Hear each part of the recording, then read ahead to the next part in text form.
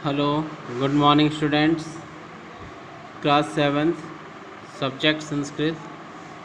आज हम वीडियो बना रहे हैं 9B पार्ट हमारा स्टार्ट कर रहे हैं। आज हम तीसरा पार्ट का नाम है स्वावलंबनम। स्वावलंबनम का हिंदी अर्थ होता है आत्मनिर्भरता, यानी कि जिसे आप सेल्फ कॉन्फिडेंस भी कह सकते हैं इंग्लिश में। यानी स्वयं पर विश्वास रखना, स्वयं पर निर्भर रखना कि मैं इस कार्य कर सकता हूँ, स्वयं का पोषण करना, ये सब इसी चीज़ के अंतर्गत आता है। तो बेटा हमने इससे पिछले वीडियो में हमने पार्ट जो दूसरा था उसके अभ्यास प्रश्न कंप्लीट किए थे। आज हम इस वीडियो में पार्ट तीसरा शुरू कर रहे हैं। तो आप सभी बच्चे इधर ध्यान देंगे बेटा। हम शुरू कर रहे हैं पार्ट 3 के अंतर्गत। इसका जो फर्स्ट पैराग्राफ है वो आप देखें ध्यानपूर्वक। ये बहुत अच्छी कहानी है दो मित्रों की, जिसमें एक आत्मनिर्भर है और एक परनिर्भर है। यानी कि जो व्यक्ति स्वयं पर निर्भर रहता है वो किस प्रकार कार्य कर सकता है, किस प्रकार उसका जीवन होता है, और जो दूसरों पर निर्भर रहता है उसका जीवन कैसा होता है, इसके बीच जो डिफरेंस अंतर है वो इसमें बताया गया है। तो इस कहानी को आप ध्यान सुनेंगे बेटा। स्टार्ट करते हैं हम। इसका पहला पैराग्राफ। कृष्णमूर्ति श्रीकंठस्य मित्रे आस्ता। कृष्णमूर्ति, देखो बेटा नाम है ये कृष्णमूर्ति। श्रीकंठ है, ये शय जो है यह विसर्ग बन जाएगा, आगे चय का अर्थ होता है और। श्रीकंठ है श्रीकंठ, मित्रे दोनों मित्र, आस्थाम थे। देखो बेटा मित्र जो शब्द है वो नपुंसकलिंग होता है। तो मित्रम, मित्रे, मित्राणी, इस तरह उसके शब्द रूप चलते हैं फल की तरह। तो मित्रे का अर्थ यहाँ द्विवचन है तो दो मित्र हो गया। कृष्णमूर्ति और श्रीकंठ दोनों मित्र थे। श्रीकंठस्य पिता समृद्ध आसीत्। श्रीकंठस्य, श्रीकंठ के पिता, ये पिता ही हो गया अर्थ बेटा। समृद्ध धनवान, आसीत् थे। श्रीकंठ के पिता धनवान थे या धनी थे ये कह सकते हैं हम।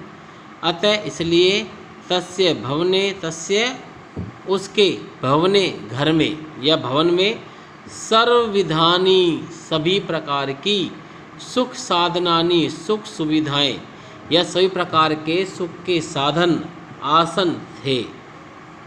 उसके घर में सभी प्रकार के सुख के साधन थे। तस्मिन,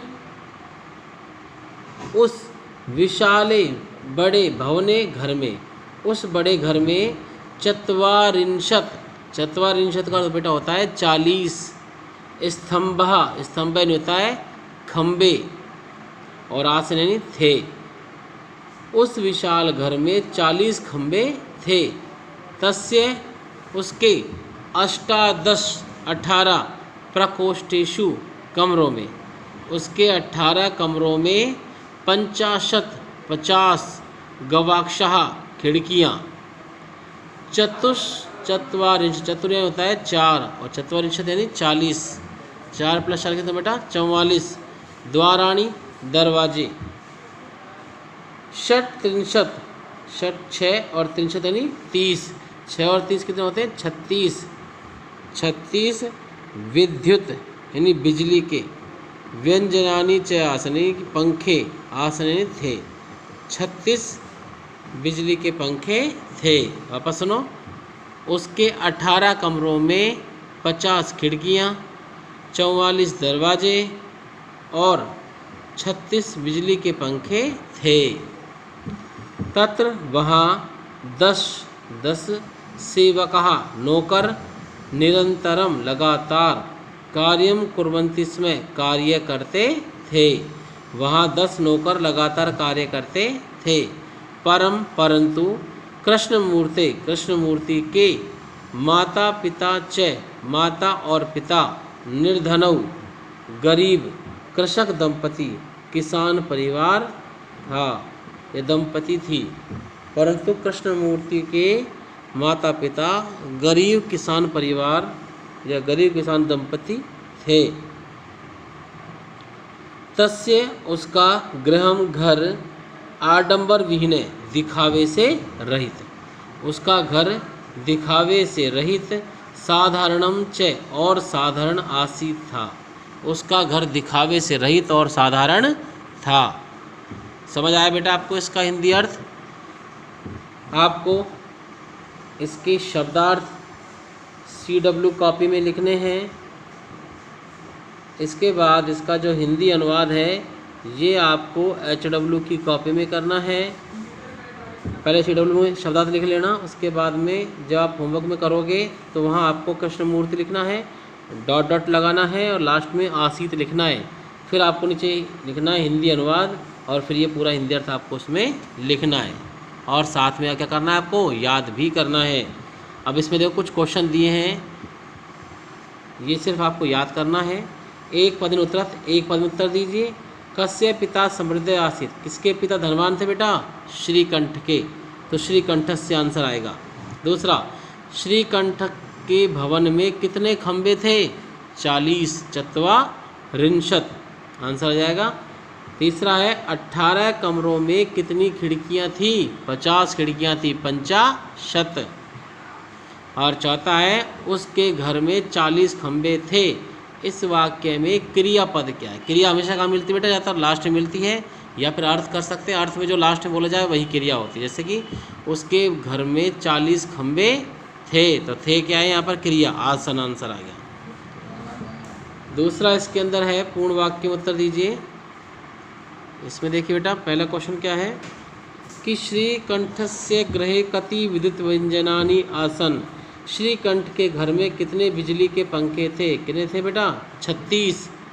तो यहाँ कति की जगह क्या आ जाएगा? षट्त्रिंशत्, बाकी सारा सेम रहेगा। तो आंसर बनेगा श्रीकंठस्य गृहे षट्त्रिंशत् विद्युत व्यंजनानि आसन। और दूसरा है कस्य गृहम आडंबर विहीनम आसीत, किसका घर दिखावे से रहित था? कृष्णमूर्ति का। तो कृष्णमूर्ति, कस्य हट जाएगा, कृष्णमूर्ति आ जाएगा।